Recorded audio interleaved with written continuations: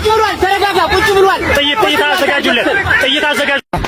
እጅ ሰጠ እንዳትመጣ ሪል አባቴ የቀበርነው ሚካኤል የሐዋሳው ገብርኤል የሐዋሳው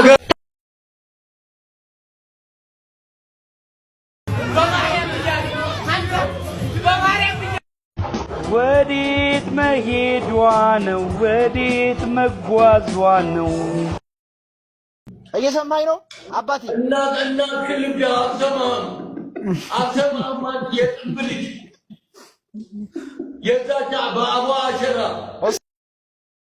በቃ ለዛሬ ኧረ በአላህ ኧረ በአላህ ኧረ አላህን ፍራ። መጨረሻ ለማይሆን ካለ የራስ ያድናቂ